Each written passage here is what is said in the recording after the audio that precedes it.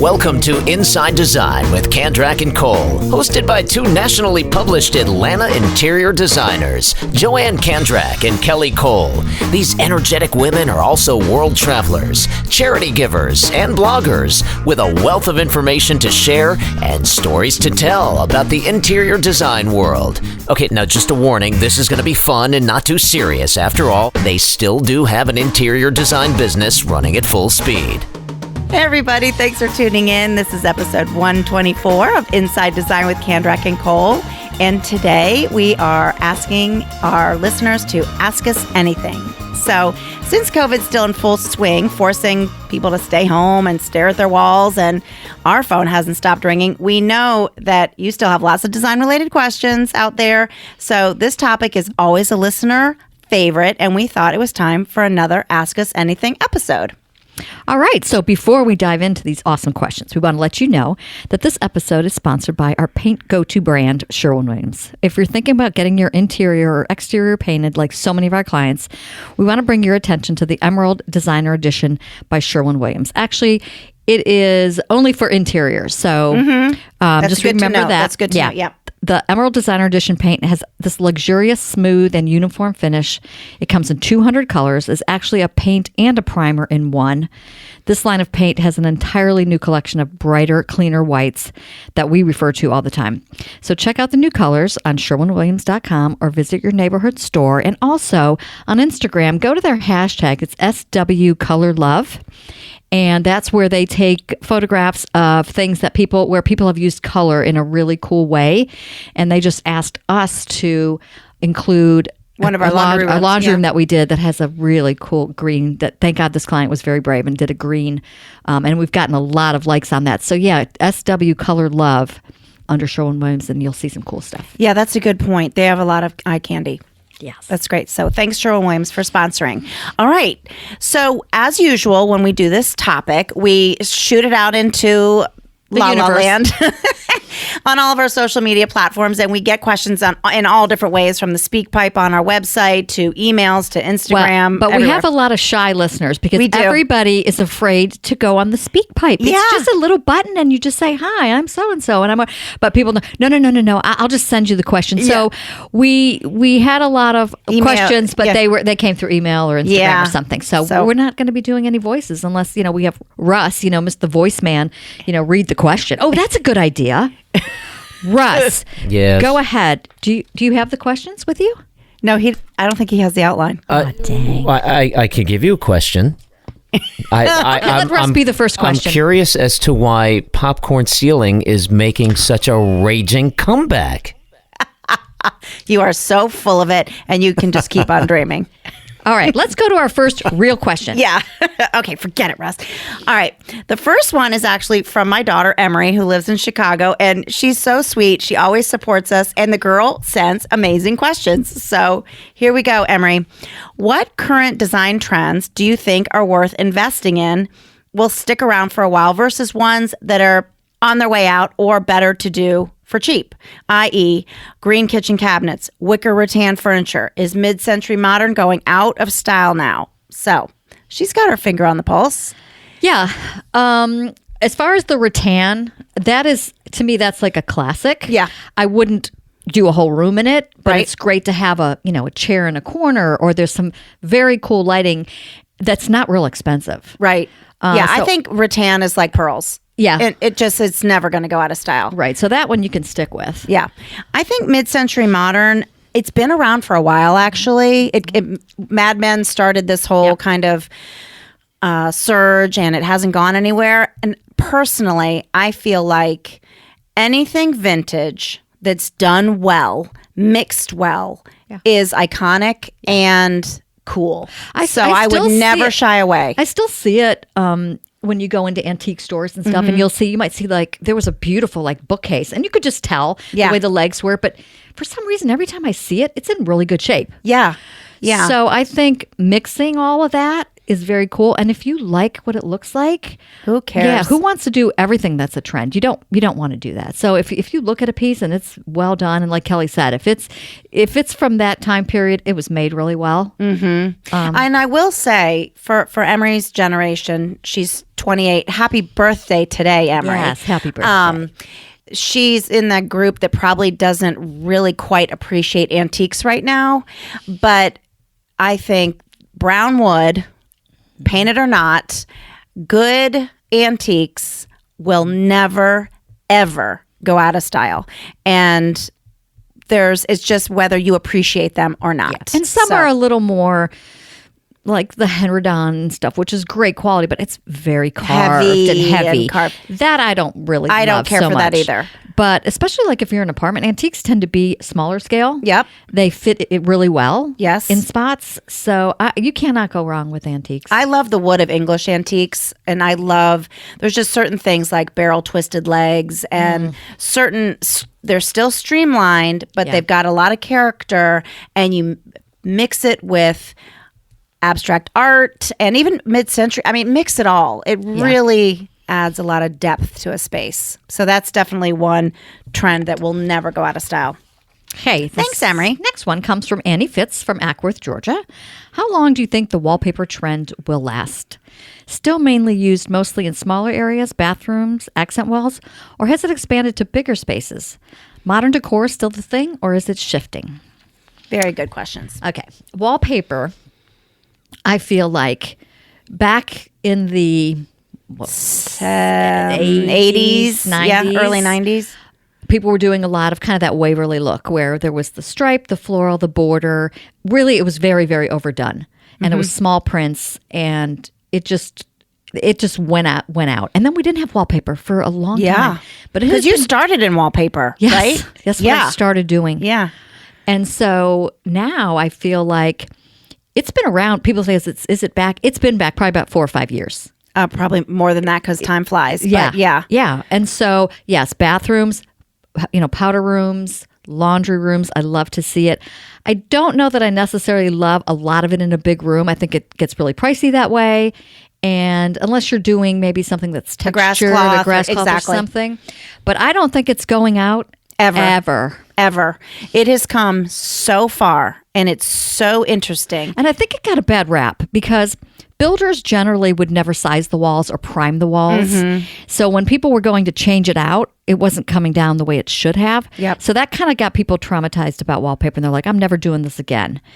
But now, if it's done properly and it's primed, it comes right off. So. The patterns, the colors, the textures.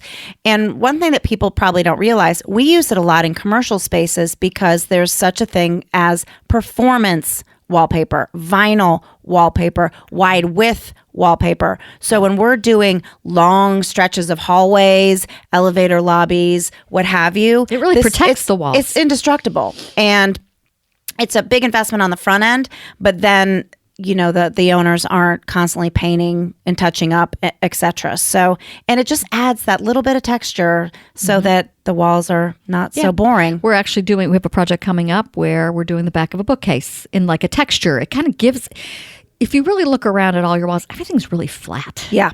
So bringing some texture warms it up and gives it a lot more interest. And on ceilings. Yeah, I love on ceilings. Always on ceilings.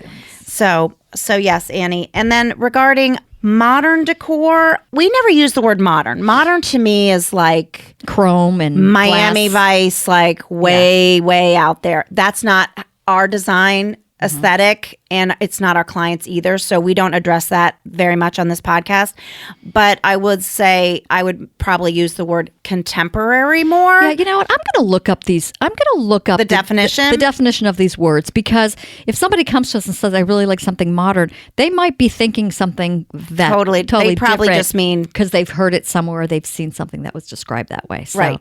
But I don't think that this more streamlined way of design that came about, or really 10 years ago, maybe, I don't know, here on the Southeast, but that will really go away. We're seeing more curves come back. We're seeing, of course, trends come and go, but I just can't imagine this kind of more streamlined, more modern interesting legs. Light. Yeah. Just the darkness is gone. The jewel tones. When I think of modern or contemporary, I think of light, bright, sleek. Right.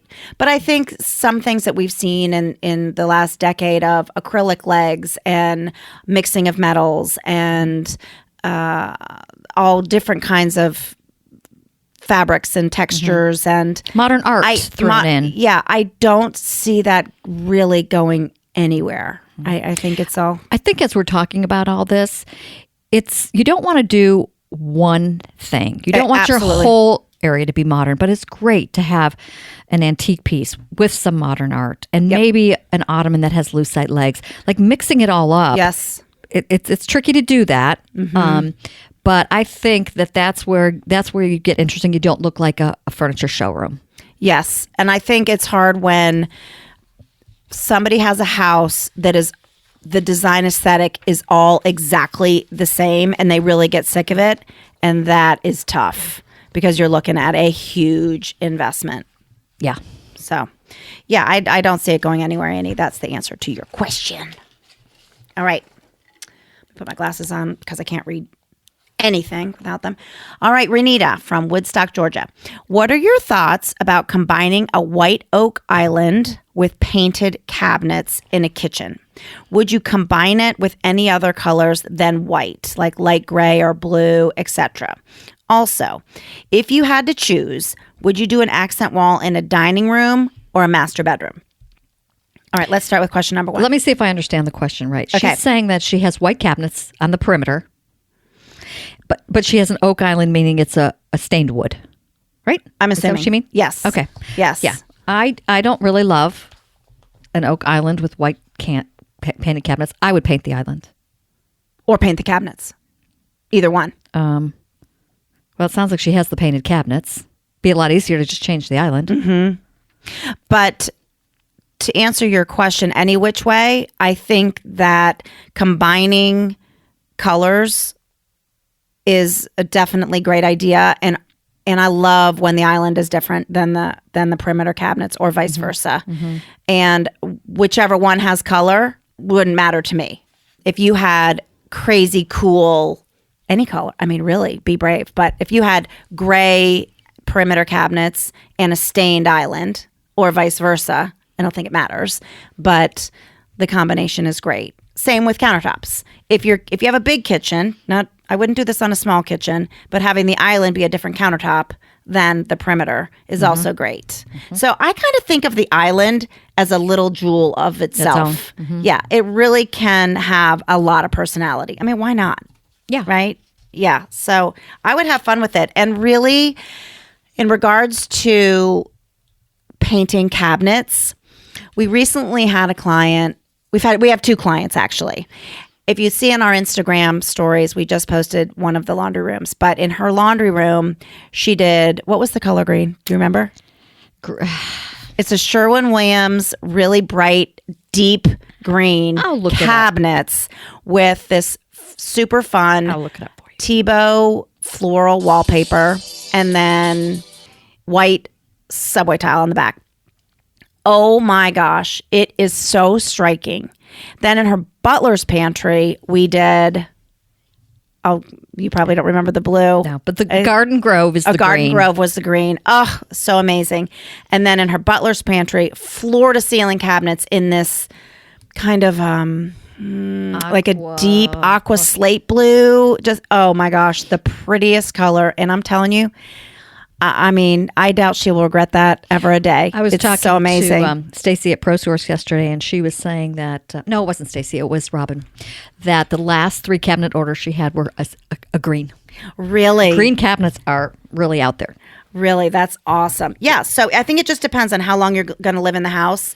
But if you have the guts, I would definitely have fun with color. And if you're shy, just do it in the island. And, Yeah. No big deal to change it later. So, but I did just read, what was that big article I just sent out? Was it Business of Home or House? Did the big survey, and white kitchens, believe it or not, Still. white kitchens are still at the top of the game for across the United States. I was a little surprised by that. But and then regarding accent walls, we've talked about accent walls a couple of times. I stand by my personal opinion, which is I don't love accent walls in paint. I don't know why. I just think that they're kind of it's sort of like an abrupt stop. Wimpy, and it's kind of like I don't know what to do. I don't know how to decorate, so I'm going to do an accent wall. I do like wallpaper. I do. On a bed. And that's why I preface that. Yeah. Dining room, I think all 4 walls need to be the same. Absolutely. Now, a bedroom, if you really want to shake it up, we've done it a couple times where we've done a pretty wallpaper behind where the bed is. And we did it in a pattern. I wouldn't do it do it in a solid or a texture because I don't know, that's just boring. It just makes the other walls look flatter. Exactly. But if you did we did one in Chicago, I think it's on our website, where the wall behind the headboard is a fretwork kind of a wallpaper. It's yellow, and it looked amazing. Yeah. So that I would do. So if I had to choose, Renita, I would say a master bedroom for sure. Yeah. Okay. Who's up next? This is Frank from Johnson City, Tennessee. He did come through the speak pipe. Yes, he did. Yes. But we only had a couple, that. so we'll just read this one. He said, I just bought a 60s house, and it has 2¼ inch red oak flooring that is in rough shape, but can definitely be refinished. Should I refinish these floors, or is 2¼ inch flooring out and I need to go with some wide planks? My first answer would be, depends on your budget. Of course. I really hate to see. I think I have 3-inch in mine. What I would probably 2¼ that's pretty skinny. Yeah, that's the typical ones. The typical ones. Yeah. If you have the money to spend, go for it. If you have so many things that you're doing and you have to pick and choose, what I would probably do is have them sanded down and leave them that really light finish. That modernizes it and it brings it more up to date. I wouldn't do, kind of an oak stain or a cherry stain. I would kind of bring it down to the raw and seal it. Bring it down to the raw and seal it. And depending on the color. Did he say? He said red oak. Yeah. It, and you might not want that color, but it's definitely a look. Yeah, it's pretty cool. Yeah, it's tricky because it's wood. You hate to. Yeah. Now, the other thing also to consider is that refinishing is still not inexpensive. And what we recently just did in a home is we laid wide plank, hand scraped LVT hardwood over top of floors like that. You can do it over top of tile or hardwood. So that's also an option. But this was a different kind. Depends on your budget and the look you're going for. This was sort of a wood. It had a wood finish to it, and it was waterproof and all that. And the only other thing that I would not do was like maybe just do one of a couple rooms in an LVT and keep the other wood. Have it be consistent. Have it do be it consistent. all. Yeah. So, but that's a super good question, and I'm sure a lot of people have that question. It's a big decision. It really is, because it's still quite an investment no matter how you shake it. And you'd rather do it before you move in, because it's a huge mess if you do it when you're living in the house. Yeah. All right. Then Chuck from Cincinnati came through via SpeakPipe, and he said, what questions do you typically ask your client before getting to work, and how do their answers factor into your design decisions? This is a great question. Yeah, it really is. Because we do ask so many questions. Oh my God, a ton. Because it does affect. Like one of the main ones is budget. That's going to affect our design decisions for sure. Of course. Pets, children, lifestyle. How long you're going to live in the house. Yeah. Those are probably the main ones.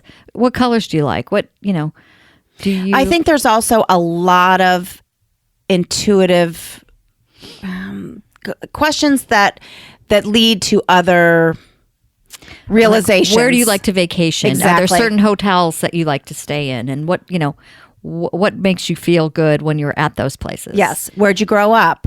What do you do for a living? It's very telling when you start to hear these answers, because people have memories that make them feel good or not feel good. Or, we have lots of accountants and doctors who don't have a creative, they're science smart, they're number smart, they don't have a creative bone in their body, so we need to help them kind of think outside the box. Have you lived in this town your whole entire life? What's your frame of reference? Yeah. What have you seen?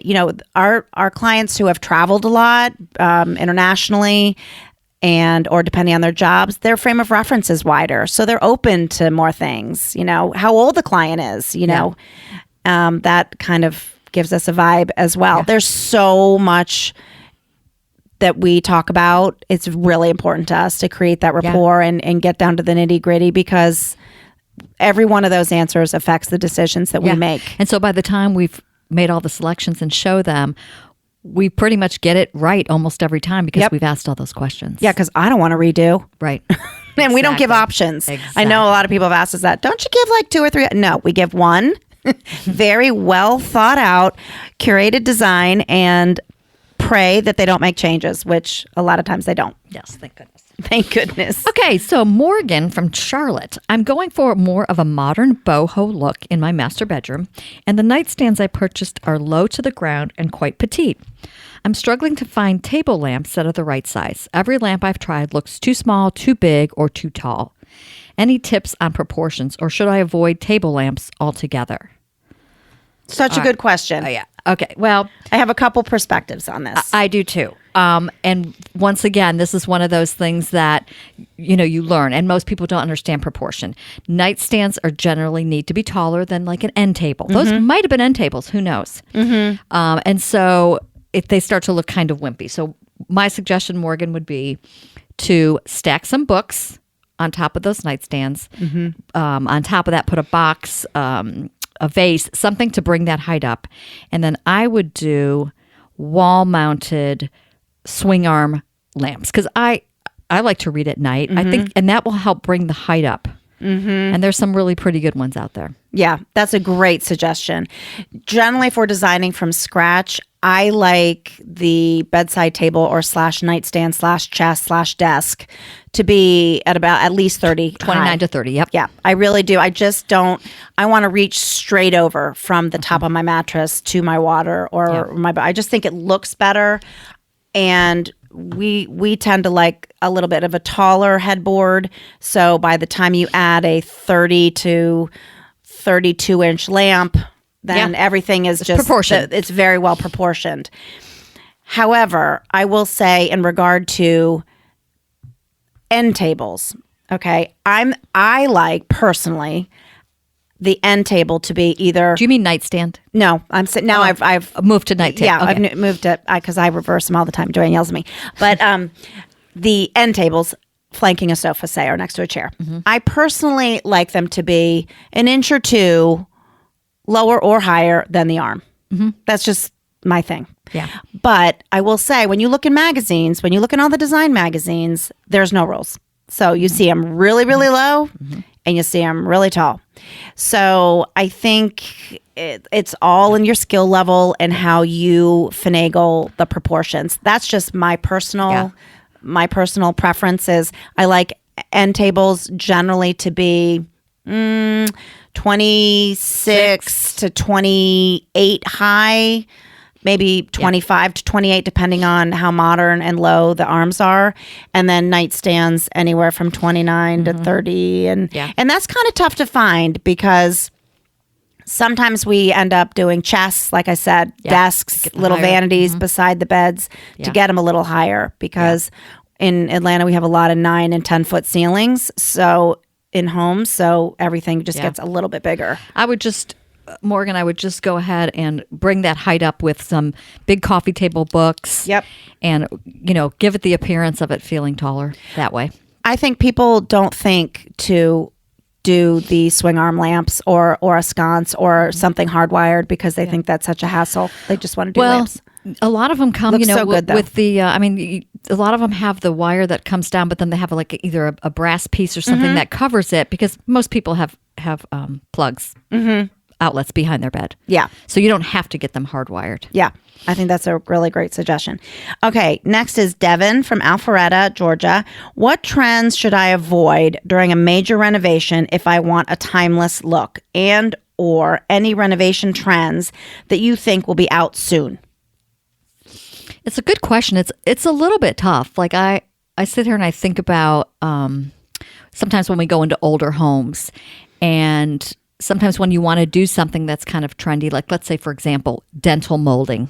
Okay. That was a thing. I don't know what year that was. And we come into a home and like, who really wants to change out their molding? Mm-hmm. But it does sort of date it.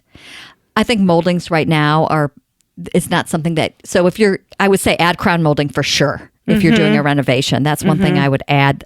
I don't think molding ever goes out of style if it's just your basic tall molding. So that's one example.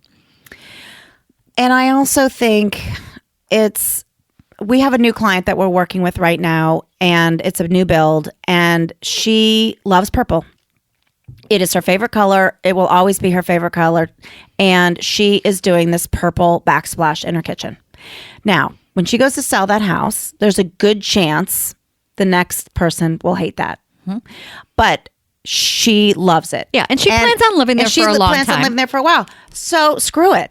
I mean, I think do what you love and don't sweat it. I can't think of a trend that's out there that's glaringly awful. I think that anything done in mass is maybe a little much. Yeah, because someone can come in and go, oh, we're going to need to change that back glass. But if you did purple tile throughout the house, that would be like, oh, this is a deal breaker. We don't want to replace that. Right. So I think if you do things and keep things mostly neutral and add your color in pops. I mean, you could do so much great stuff with lighting.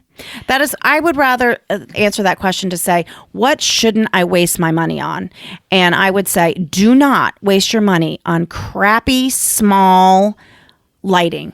Like, bite the bullet, and even if it's only on your first floor and you keep secondary rooms, whatever you can afford, but put some money in that lighting. And believe it or not, 10 to 15 years, who knows?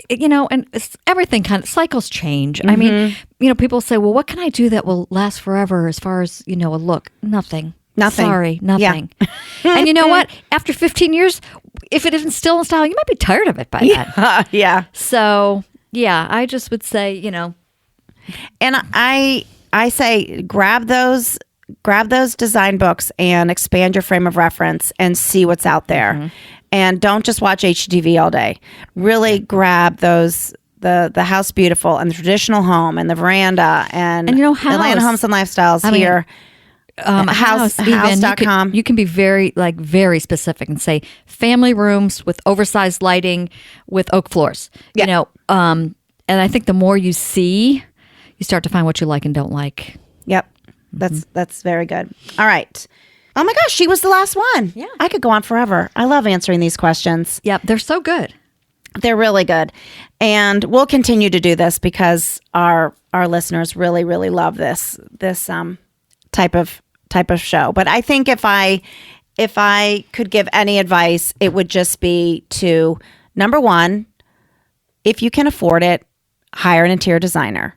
If you can't afford it, hire an interior designer because you will make mistakes that are costly no matter what to help you bring out your best vision. Yeah. And my second piece of advice would be step out, be brave. It's your home. Go for it. Don't say, well, that won't sell, in 10 years. Who cares?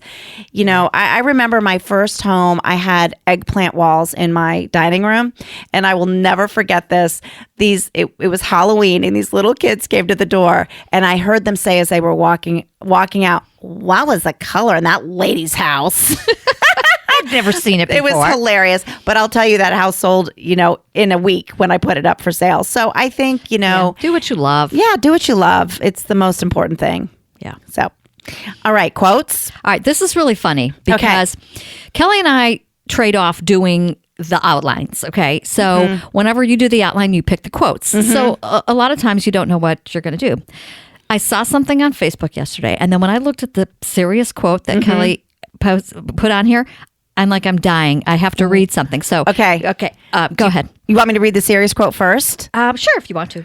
Are you following up with a story about the serious quote? Okay. Well, then I'll let you read the serious quote. I'll read the funny one first. Okay. Okay. Well, this is us. Yeah, this is right. Having not gotten COVID, which Neither knock on one wood of us right now, Joanne and I have Not. skirted the sickness so far. Having not gotten COVID yet, feels like I've been hiding in the back of a 2+ year-long middle school dodgeball game, and the front lines have been thinned. I hated dodgeball. I loved it. I'm small, and I was usually the smallest, and I would be blinking, like, oh, no, the ball's coming at me. The ball's coming at me. I love. Do they still play that in school? Because, there was some viciousness. That's a good question. On the The court. other time I hated PE was when you had to climb that rope. No, I did hate the Some rope. kids got up there and just flew right up to the top. Yep. And I hated- was like I hated that. cutting gym that day. But dodgeball all day. But yes, the front lines have thinned, Joanne. We're out there by ourselves right now, like warriors. Okay, so the serious quote. Okay, your perspective will either become your prison or your passport. And that's from the English Room Instagram page. She's got a great blog, The English Room. So I read And she has great quotes all the time. So I read this yesterday, and sometimes you'll see something on Facebook, it's really kind of long, and you just start to read, but then you keep going, you realize how long it really was. And then I reposted it. So there's a woman, she said, I was waiting in line for a ride at the airport when a cab pulled up. The first thing I noticed was that the taxi was polished to a bright shine. Smartly dressed in a white shirt, black tie, and freshly pressed black slacks, the cab driver jumped out and rounded the car to open the back passenger door for me. He handed me a laminated card and said, I'm Wasu, your driver. While I'm loading your bags in the trunk, I'd like you to read my mission statement. Taken aback, I read the card. It said Wasu's mission statement: to get my customers to their destination in the quickest, safest, and cheapest way possible in a friendly environment. This blew me away, especially when I noticed that the inside of the cab matched the outside spotlessly clean. As he slid behind the wheel, Wasu said, would you like a cup of coffee? I have a thermos of regular and one of decaf. I said jokingly, no, I'd prefer a soft drink. So he smiled and said, no problem. I have a cooler up front with regular and Diet Coke, Ayasi, water, and orange juice. Almost stuttering, I said, I'll take a Ayasi, if that's what it is. I don't even know if I'm pronouncing that right, since I've never had one before. Handing me my drink, Wasu said, if you'd like something to read, I have Good Housekeeping magazine, Reader's Digest, the Bible, and a travel leisure magazine. As they were pulling away, Wasu handed me another laminated card. These are the stations I get and the music they play if you'd like to listen to the radio. As if that weren't enough, Wasu told me that he had the heater on and asked if the temperature was comfortable for me. Then he advised me of the best route to my destination for that time of day. He also let me know that he'd be happy to chat and tell me about some of the sites, or if I preferred to leave me with my own thoughts. Tell me, Wasu, I was amazed and asked him, have you always served customers like this? He smiled into the rearview mirror. No, not always. In fact, it's only been in the last 2 years. My first 5 years driving, I spent most of my time complaining like all the rest of the cabbies do. Then I heard about power of choice one day. Power of choice is that you can be a duck or an eagle. If you get up in the morning expecting to have a bad day, you'll rarely disappoint yourself. Stop complaining. Don't be a duck, be an eagle. Ducks quack and complain, eagles soar above the crowd. That hit me right, he said. It is about me. I was always quacking and complaining, so I decided to change my attitude and become an eagle. I looked around at the other cabs and their drivers. The cabs were dirty, the drivers were unfriendly, and the customers were unhappy. So I decided to make some changes. I put in a few at a time. When my customers responded well, I did more. I take it that has paid off for you, I said. It sure has, he replied. My first year as an eagle, I doubled my income from the previous year. This year, I'll probably quadruple it. My customers call me for appointments on my cell or leave a message on it. Wasu made a different choice. He described to stop quacking like ducks and start soaring like eagles. Have an eagle life ahead. You're a very good narrator, storyteller. Thank you. You should be like you read books to your grandchildren, but I just thought that was so... that is amazing. I mean, your perspective will either become your prison or your passport. but you know what? I think it is so true. It Yeah. wasn't that hard to do that. And Yeah. I would have been blown away by that. Yeah. If I had gotten into it. It would make you remember. And it's inspiring. And you would have given him a massive tip. Inspiring. Yes. Yeah. Everybody needs to read stuff like that. That's awesome. Mm-hmm. Very good. All right, everybody. Well, that is your motivational story of the day. Soar like an eagle. Yes. Thanks for the questions, everybody. And Sherwin-Williams, once again, thank you for sponsoring this podcast. You're such a great inspiration to us. We love Sherwin-Williams. And like I said, follow them. They just did something on using the color iron ore, and they showed it on the exterior of a house. They showed it on a kitchen island. They showed it on a wall. You can get some really, really great ideas and not be afraid, when you kind of follow what they're doing. Yeah. All right, everybody. If you haven't gone in and given us a 5-star review, we would absolutely love it. And share our podcast with your friends. So have a fantastic day, and thanks for listening. Thanks, everybody. Bye.